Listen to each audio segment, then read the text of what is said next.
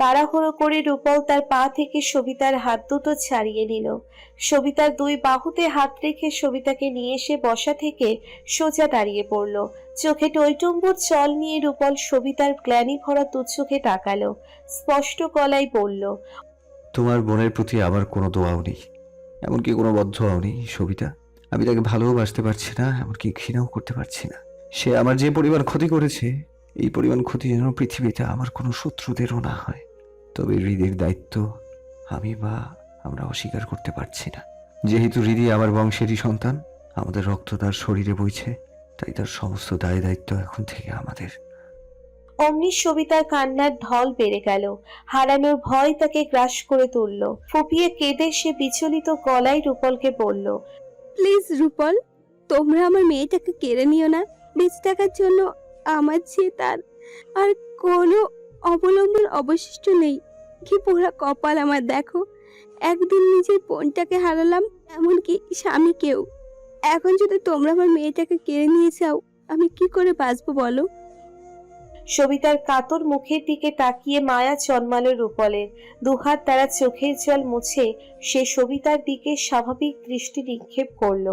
সবিতার কাছে প্রস্তাব রেখে বলল, তুমি চাইলে তুমিও হৃদির সাথে আমাদের বাড়িতে থাকতে পারো সবিতা, এক্ষেত্রে আমাদের কোনো আপত্তি নেই। রূপলের প্রস্তাবে সবিতা দোমনায় ভুগল ও নিহারিকা বেশ খুশি হয়ে গেল। দ্রুত পায়ে হেঁটে সে সবিতার দিকে এগিয়ে এলো। রূপলের কথায় তাল মিলিয়ে সে সবিতাকে বলল, হ্যাঁ আপু, আপনি আপত্তি করবেন না প্লিজ। আপনার বোন বা স্বামী নেই তো কি হয়েছে, আমরা আছি তো। আমরা আপনার দায়িত্ব নিব। আপনি চাইলে সবকিছু নতুন করে শুরু করতে পারেন আপু। এখন তো আপনার আর কোনো পিছু টানো নেই। স্বামী তো থেকেও না থাকার মতোই ছিল। সত্যি বলতে গেলে আপনি যেমন সুন্দরী, স্মার্ট, বুদ্ধিমতী, তেমন শিক্ষিত আপু। আপনার কোথাও কোনো ঠেকা হবে না। রূপল এবং নিহারিকার প্রস্তাবে ইতস্তত বোধ করলো সবিতা।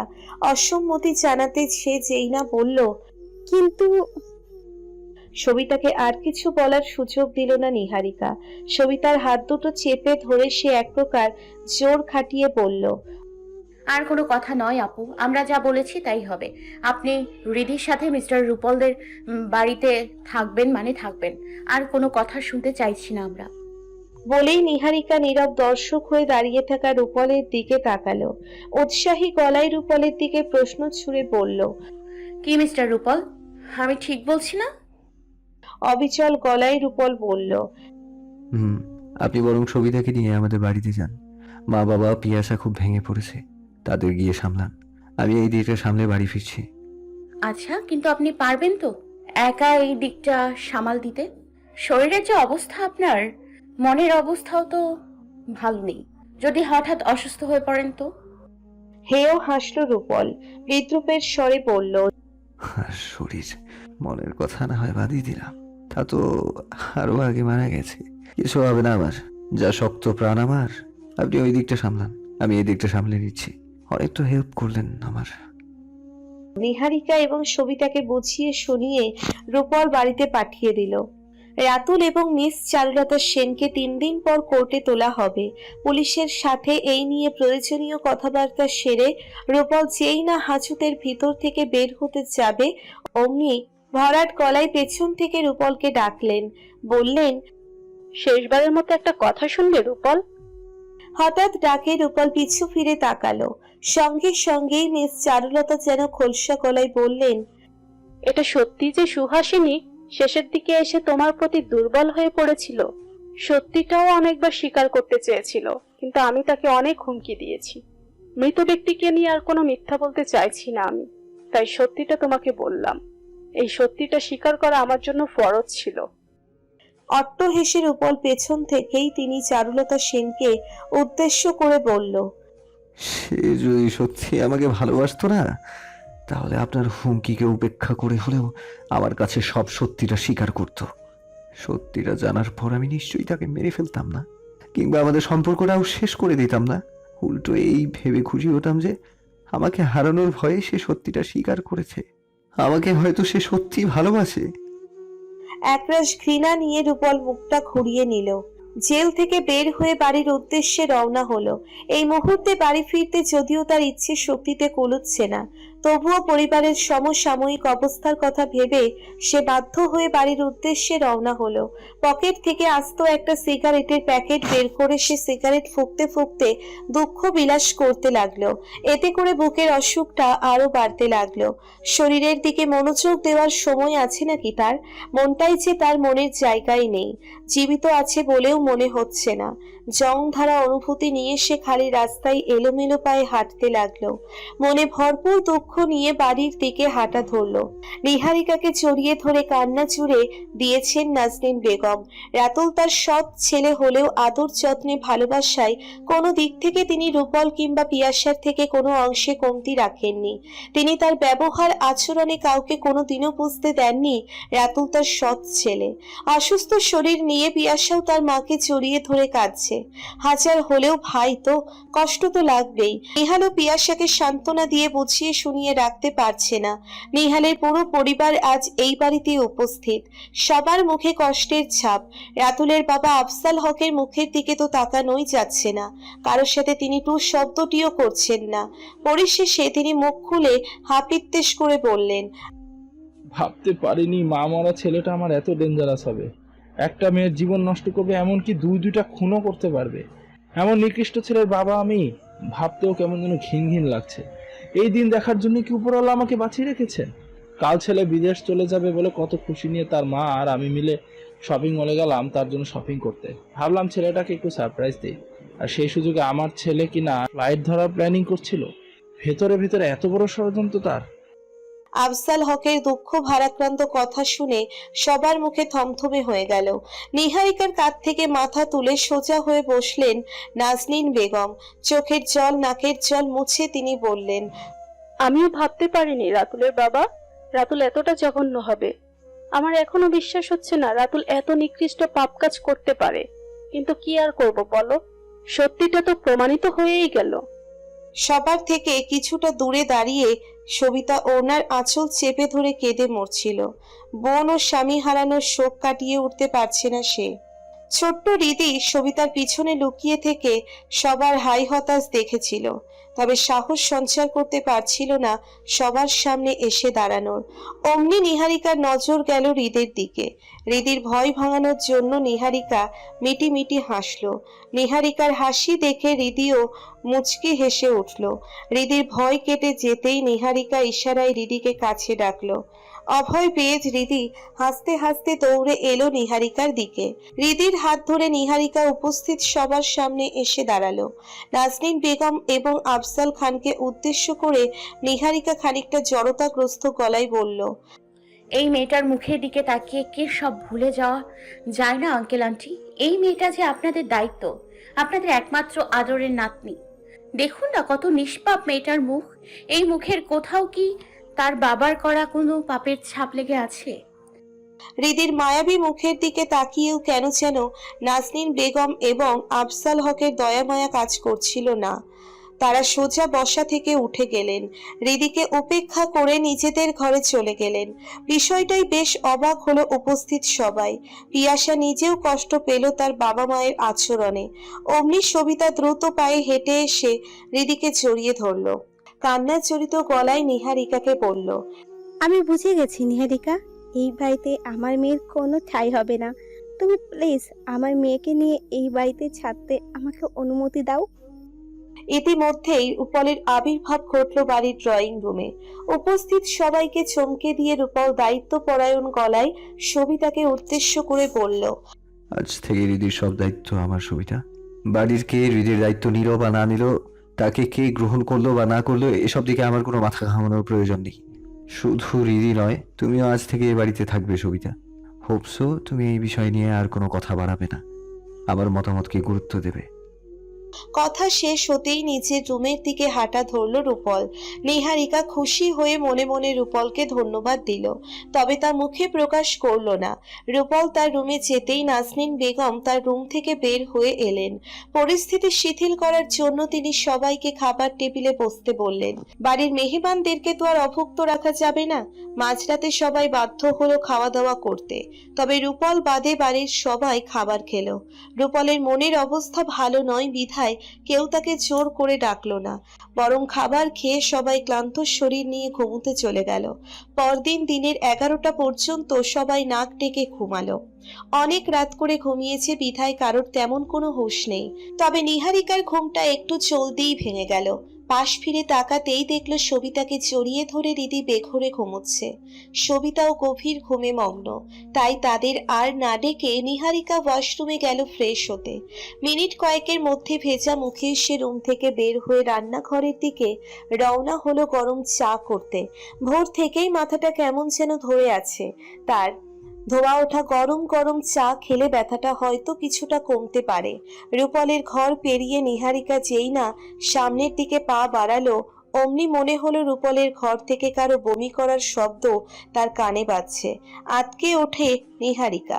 এক ছুটে রুমের অর্ধ খোলা দরজা খুলে রূপলের রুমে ঢুকে পড়ল। রুমের বেসিনের দিকে নজর দিতেই দেখলো রূপল গা ভাসিয়ে বমি করছে। অস্থির হয়ে নিহারিকা দ্রুত পা চালিয়ে হেঁটে গেল রূপলের দিকে। চিন্তিত গলায় বলল, কি হয়েছে মিস্টার রূপল, আপনি বমি করছেন?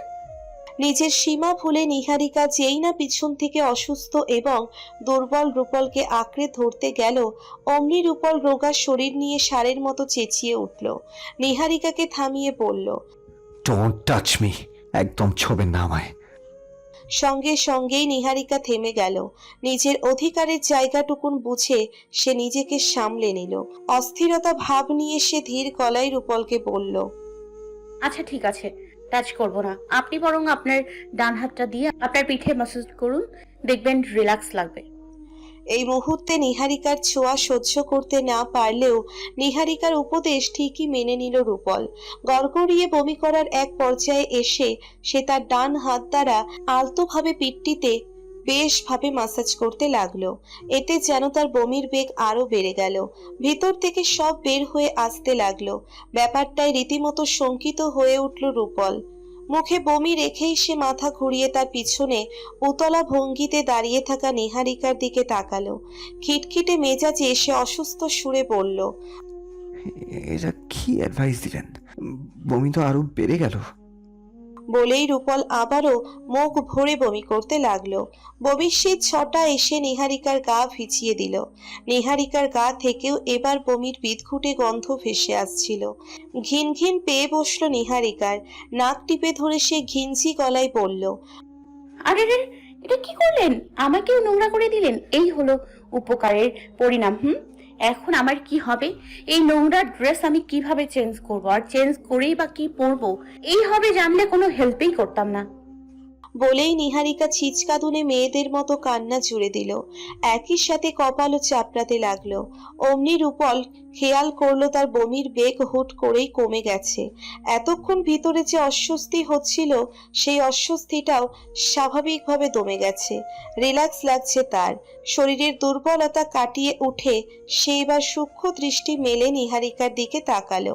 নিহারিকার লাফালাফি এবং কান্নাকাটি দেখে কেন যেন হঠাৎ তার হাসি পেয়ে গেল। জনাজীর্ণ শরীর নিয়েও সে নিহারিকার অগোচরে ফিক করে হেসে দিল।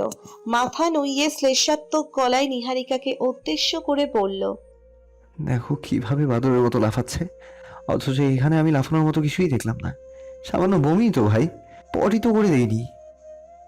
অগ্নি তেলে বেগুনে চলে উঠল নিহারিকা।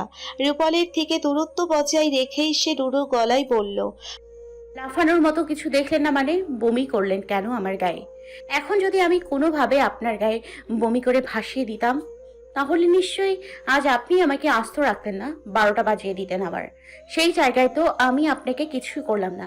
এখন আমি লাফালি যত দোষ না, বাদর হয়ে গেলাম আমি। মুহূর্তেই রূপালের শরীরটা আবারও খারাপ হয়ে গেল। শরীরটা ম্যাচমেচিয়ে উঠল।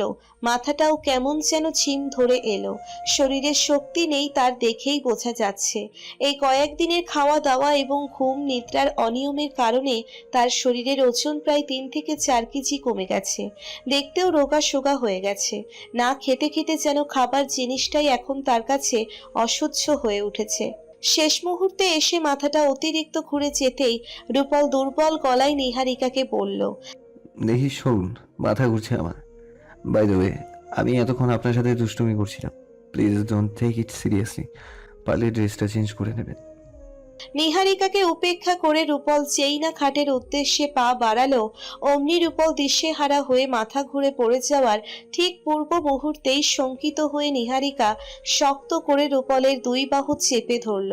নিমেষেই শরীরের সমস্ত শক্তি ছেড়ে দিল রূপল।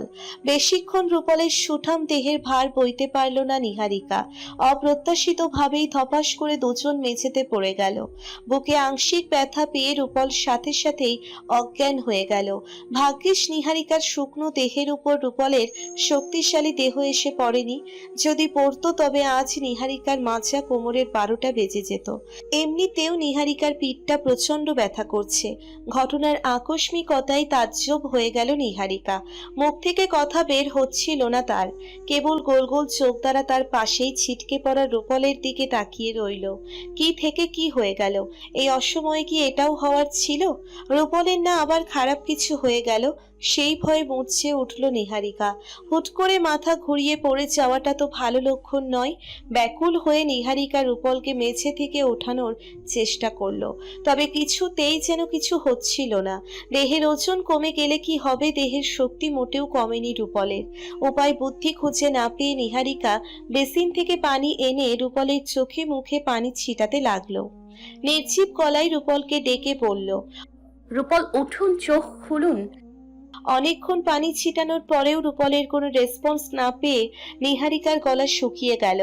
আর এক মুহূর্ত সময় অপচয় করা যাবে না ভেবে সে দৌড়ে রুম থেকে বের হয়ে চিৎকার চেঁচামেচি জুড়ে দিল।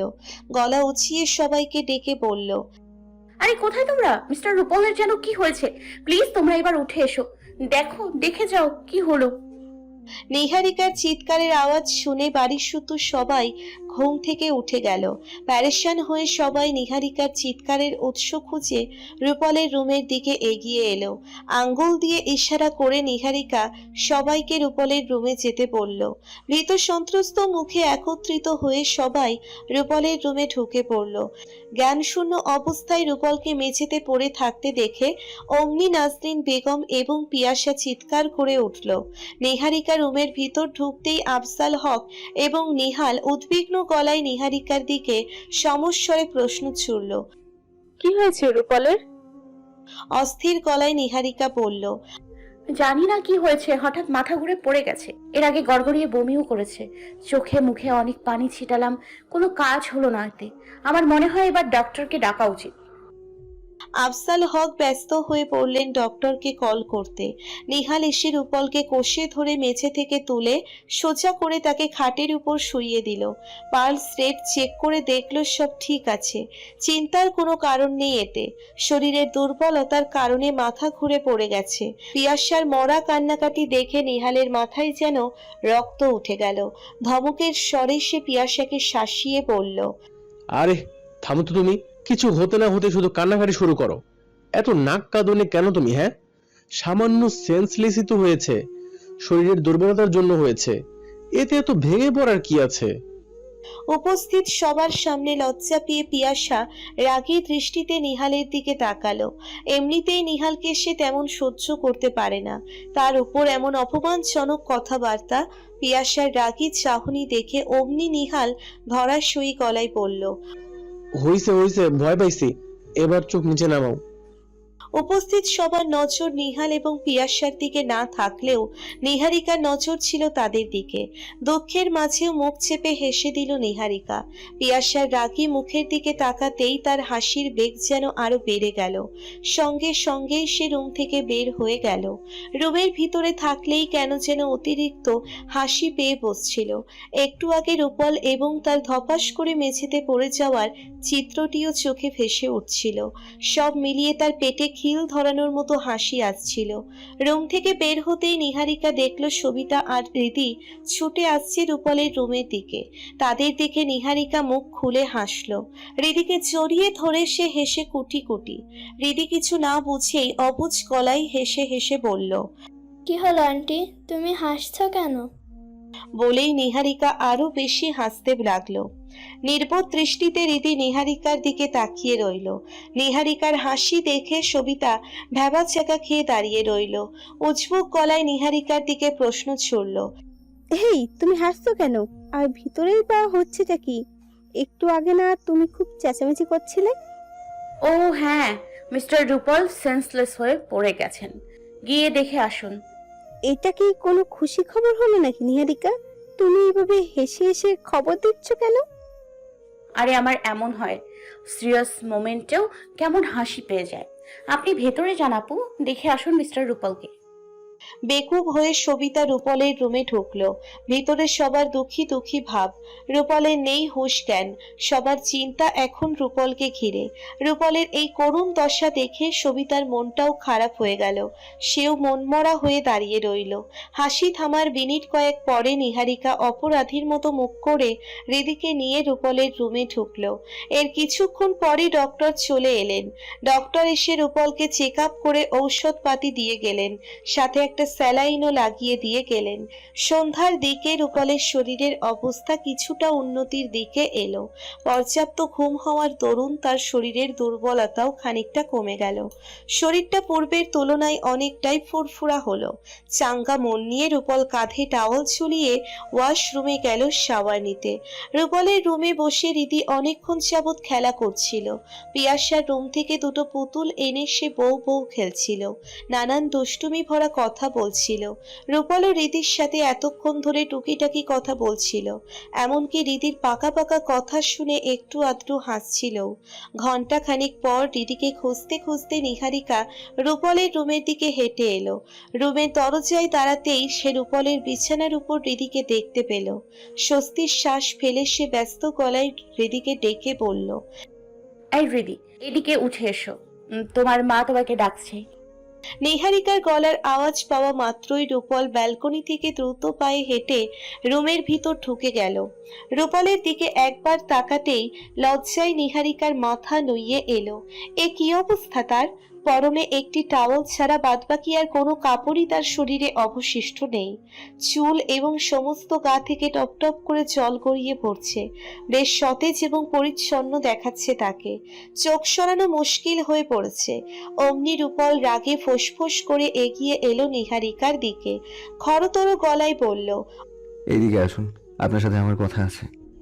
অমনি টাস্কি খেয়ে গেল নিহারিকা।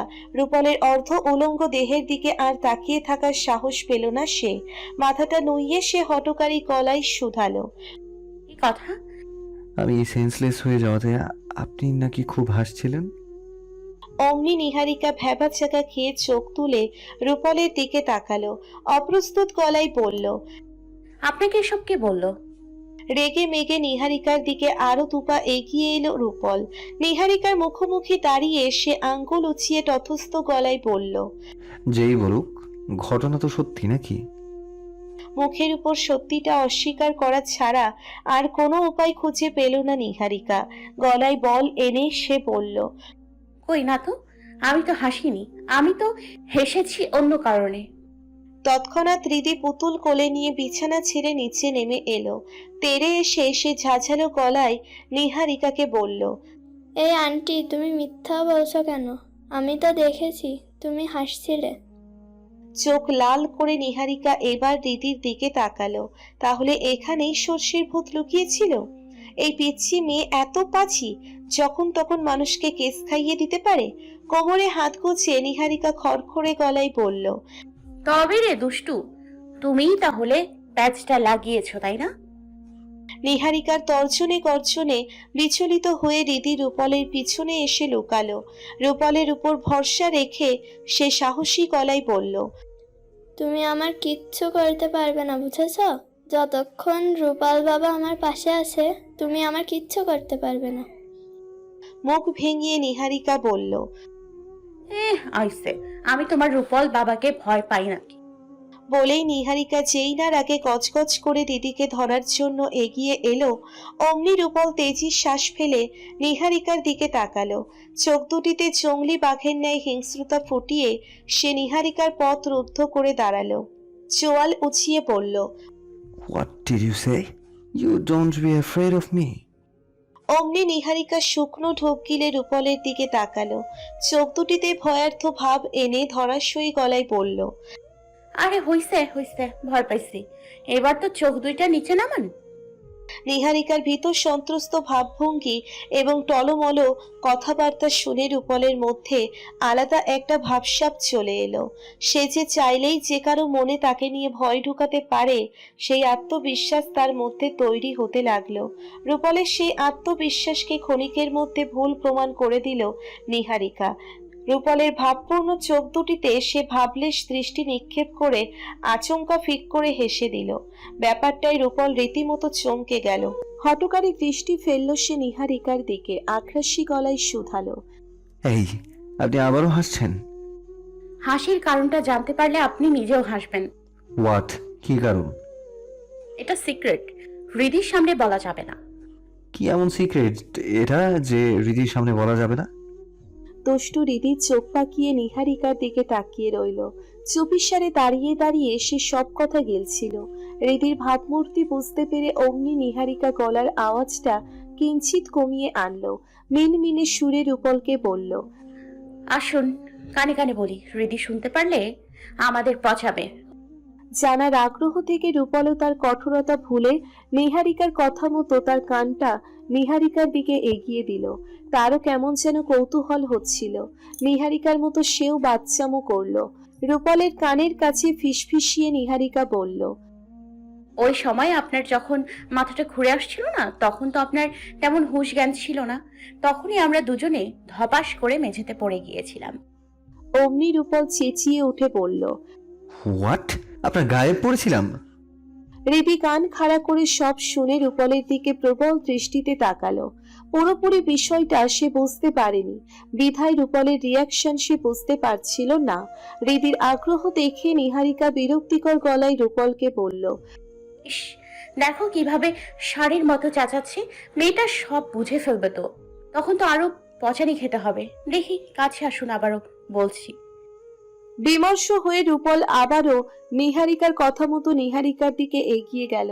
পূর্বের তুলনায় নিহারিকা আরো মিনমিনিয়ে বলল, হিউজ কেজি ওজনের একটা হাতি মানব যদি আমার গায়ের ওপর পড়তো, তাহলে কি আমি আর আস্ত থাকতাম, পিষে যেতাম না?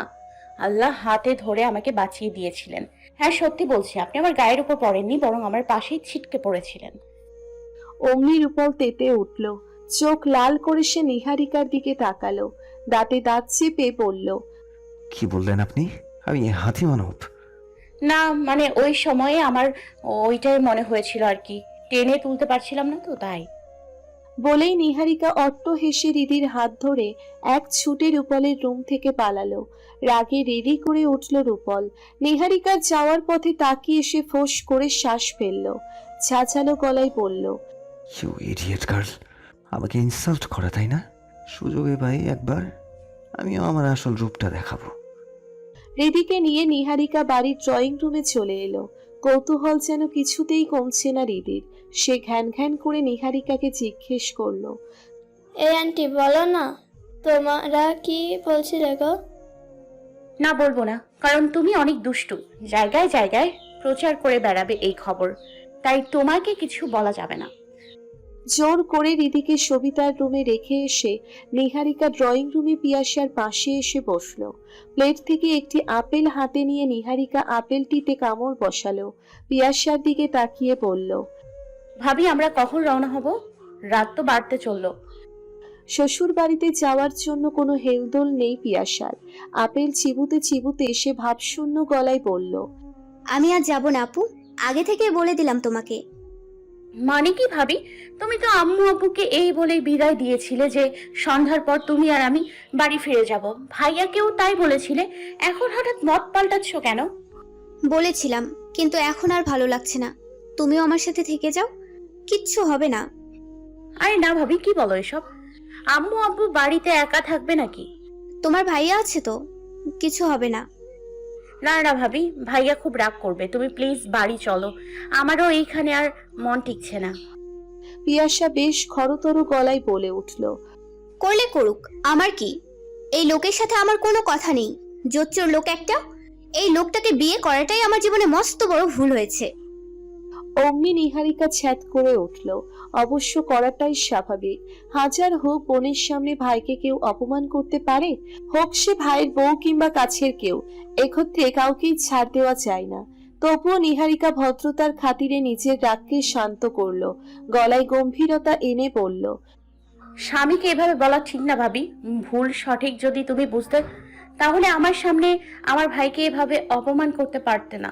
আমি জানি হয়তো আমার ভাইয়াকে মেনে নিতে তোমার অনেকটাই সমস্যা হচ্ছে, তবে আস্তে ধীরে ভাইয়াকে তোমার মানিয়ে নেওয়া উচিত।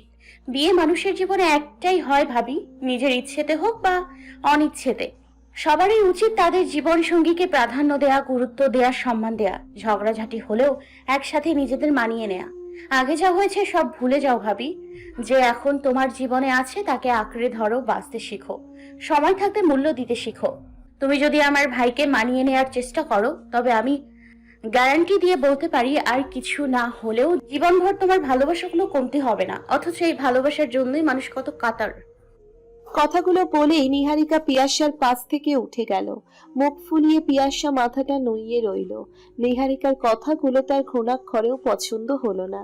গায়ের জামাটা ঠিক করে নিহারিকা ভারী গলায় পিয়াসাকে বলল, ভাবি তুমি হয়তো বয়সে আমার সমবয়সী হবে, নয়তো জোরে গেলে আমার থেকে 1 বছরের বড় হবে, তবে তোমার মধ্যে এখন ওই পরিমাণ ম্যাচুরিটি আসেনি যে পরিমাণ ম্যাচুরিটি আসা দরকার ছিল। বোকাশোকা স্বভাবটা এখনো তোমার রয়ে গেছে। পরিস্থিতি পরিবেশ বুঝে কথা বলার অভিজ্ঞতাও এখনো হয়নি তোমার। হয়তো ছোট মুখে অনেক বড় কথা বলে ফেলেছি, তবে এটাই সত্যি। আমি আশা করব তুমি খুব শীঘ্রই নিজের স্বভাব পাল্টে নেবে।